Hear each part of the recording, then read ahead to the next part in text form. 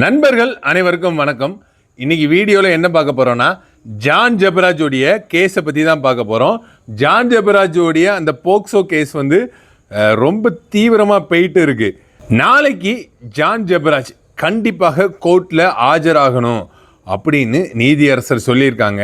காரணம் என்னென்னா, இந்த கேஸ் வந்து ரொம்ப ஸ்பீடாக போயிட்டுருக்கு.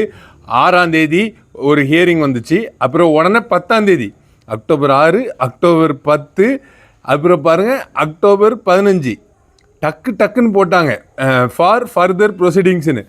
பாருங்கள், அதில் உங்களுக்கு சைடில் காமிக்க பாருங்கள். முக்கியமாக இப்போ என்ன பிரச்சனைனா, நேற்று வரைக்கும் ஜான் ஜெபராஜ் கோர்ட்டில் ஆஜராகலை. அதான் ப்ராப்ளம். நேற்று வந்து ஜான் ஜெபராஜ் கண்டிப்பாக கோர்ட்டில் ஆஜராகிருக்கணும், ஆஜர் ஆகலை.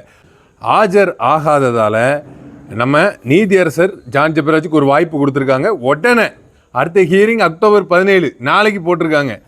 நாளைக்கு ஜான் ஜெபராஜ் கண்டிப்பாக ஆஜராகணும் அப்படின்னு சொல்லி ஹியரிங் போட்டிருக்காங்க. அப்படி ஆஜர் ஆகலைன்னா ஜான் ஜெபராஜ் ரிமாண்ட் செய்யப்படலாம். ஏன்னா ஜான் ஜெபராஜ் வெளியே இருக்கிறது அந்த விக்டிம்ஸ்க்கு ப்ராப்ளம், பாதிக்கப்பட்டவர்களுக்கு ரொம்ப அச்சுறுத்தலாக தான் இருக்குது அப்படின்னு நிறைய பேர் சொல்கிறாங்க. அந்த பாதிக்கப்பட்டவர்கள் மனம் திரும்பணும்னு ப்ரேயர் பண்ணிகிட்டு இருக்காங்களாம். இப்படி நிறையா சட்டத்துக்கு புறம்பான விஷயங்கள் நடந்துகிட்டு இருக்குது ஜான் ஜெபராஜ் கேஸில்.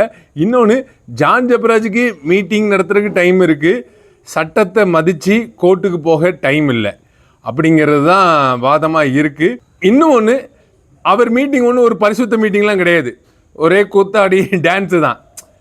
அது ஒரு கிறிஸ்தவ மீட்டிங்காக எடுத்துக்கிட முடியாது, ஒரு பப் மீட்டிங் அப்படிங்கிற மாதிரி தான் நம்ம எடுத்துக்கொள்ள முடியும். ஜான் ஜெபராஜ் இனி ரொம்ப கிளியராக இருக்கணும்.